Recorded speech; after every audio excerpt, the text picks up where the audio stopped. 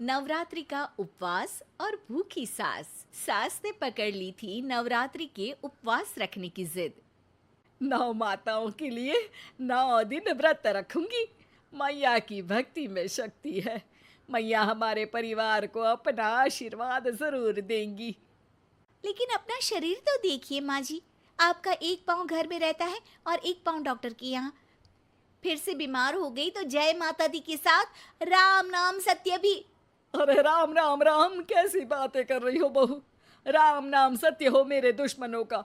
मुझे व्रत रखने से मत रोको बहू। वरना देवी माँ नाराज हो जाएंगी।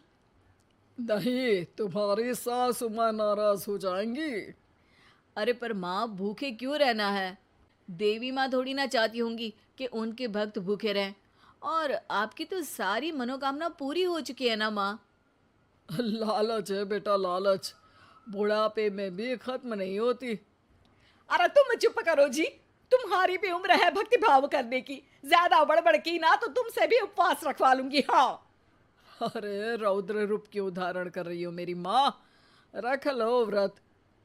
ठीक है माँ, बस अपनी हेल्थ का ध्यान रखना।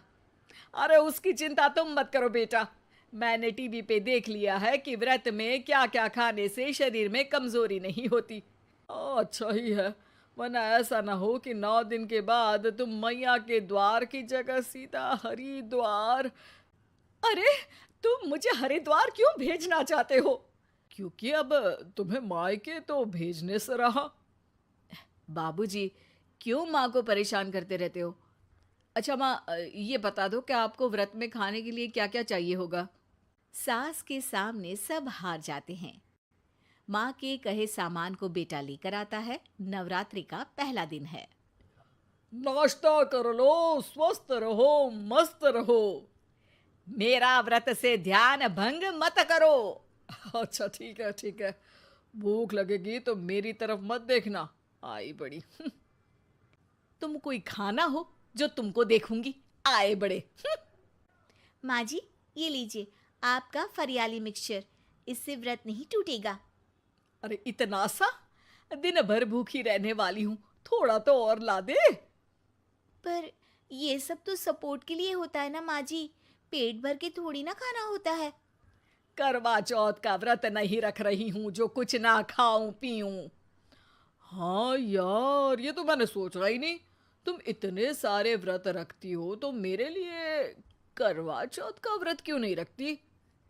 अरे जुबान पे तुम्हारा नाम न रखूं, व्रत क्या खाक रखूंगी तुम्हारे लिए। माँ के कहने पर बहू और भी फरियाली ले आती है, जिसे खाकर माँ डकार मारती है। इतनी जोर से डकारोगी तो दुर्गा मैया भी डर जाएंगी। तुमने तो उनके शेर से भी तेज आवाज निकाल दी। अरे शेर के जैसा पंजाबी मारती हूं मैं, देखना चाहोगे?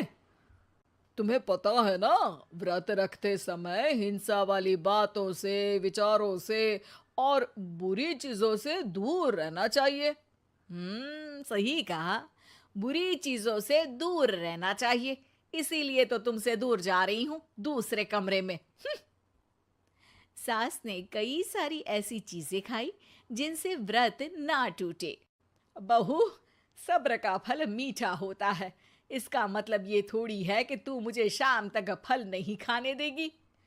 माँ जी, 1 घंटे पहले ही तो आपने इतना सारा। अरे एक खाता ही बना ले, उसमें लिखा करे कि मैंने कितना खाया, कितना पानी पिया। अरे नहीं नहीं माँ जी, मैं अभी फल लेकर आती हूँ। जोर से बोलो। नहीं माँ जी, मैं फल लेकर आती हूँ। अरे ये नहीं, जोर से बोलो, जय माता दी। सासू माँ एक साथ बहुत सारे फल खा लेती है। माँ जी, इतनी जोर से मैं डर गई। अरे भक्ति की शक्ति की पुकार है। पुकार नहीं, डकार है। हाँ हाँ ठीक है ठीक है। चिप्स और लेकर आना जरा, उससे भी व्रत नहीं टूटता। माँ जी, आज ही सब खत्म हो जाएगा, नाश्ते का ही टाइम है। अरे ठीक है ना बेटा, मैं अब कुछ खाऊंगी ही नहीं, तुझे इतनी तकलीफ है तो। नहीं नहीं माँ जी, मेरा मतलब था कि उपवास में सिर्फ इतना खाना चाहिए जितना शरीर के लिए सही रहे। स्वाद के लिए खाने से तो अच्छा है कि उपवास ही मत रखो। माता जी की कृपा तो वैसे भी बनी ही रहती है। अरे वाह बहू वाह, एक ढोलक और हारमोनियम भी लेकर आना और प्रवचन करने लग जा। श्री श्री 108 बहु ईश्वरी माता। माँ जी, मैं आपके लिए चिप्स लेकर आती हूँ। बहू की सही सलाह को भी सास नजरअंदाज कर देती है। थोड़ी देर में बहू सास को चिप्स लाकर दे देती है। आलू की चिप्स, आहा मजा आ गया। आलू किसी भी सब्जी में चला जाता है। आलू पनीर, आलू पालक, आलू टमाटर, आलू भिंडी और तो और पराठे में भी चला जाता है। वैसे ही इंसान को भी हर स्थिति में आलू जैसा होना चाहिए। थोड़ी देर में वहां ससुर जी आते हैं। क्या चिप्स खा रही हो? अरे नहीं जी, दिख तो चिप्स ही रही है। अरे तो पूछ क्यों रहे हो? अरे गुस्सा क्यों हो रही हो? उपवास में गुस्सा नहीं करना चाहिए। और ऐसा तो है नहीं कि सिर्फ तुम उपवास करती हो, हमने भी तो किया होगा कभी। नहीं जी नहीं, तुम तो कर ही नहीं सकते।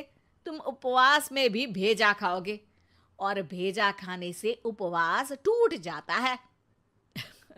अच्छा थोड़ी सी चिप्स मुझे दे दो, मन ललचा रहा है। नहीं, उपवास के लिए है। तुम अपना खाना खा लेना जो भी बने। पूरा दिन सास कुछ ना कुछ खाती रहती है। जैसे ही रात होती है, अब बस उपवास हो गया, अब मैं खाना खाऊंगी। जो दिन भर से खा रही थी उसको क्या बोलते हैं? बाबूजी क्यों माँ को परेशान करते रहते हो? अरे लड़के, तेरी माँ दिन भर से इतना खा चुकी है कि देश में भूखमरी की समस्या इसी की वजह से बढ़ रही है। और खाने की दिक्कत नहीं है, कितना भी खाए लेकिन सेहत इधर उधर होती रहती है। कुछ ऊपर नीचे हो गया तो तेरी माँ खाने के बाद हाथ धोएगी और तू अपनी माँ से हाथ धो बैठेगा। अरे इत्तू सा तो खाया था, उपवास भी ना तोड़ू क्या? ठीक है, नहीं खा रही बस। अरे बहू तुम ही बताओ, ये इत्तू सा मतलब कितना खाया है इसने? ना जी ना, मैं कुछ नहीं बोलूंगी। खाना दे रहे हो या नहीं, या 9 दिन बिना जल के उपवास रख लूं? देने के लिए धमकी अच्छी है, सुनने में भी डरावनी लग रही है। पर जैसे तुम्हारी जुबान में स्वाद का खून लगा है ना, तुम भूखी नहीं रह पाओगी। मैं कसम खाती हूँ जी। अरे देखो, कसम भी खाओगी तुम। अरे कुछ और दे दो इसको खाने को। ये ले, दाल चावल खा ले बस। डॉक्टर भी कहते थे कि माँ को आए दिन पेट से जुड़ी समस्या रहती है।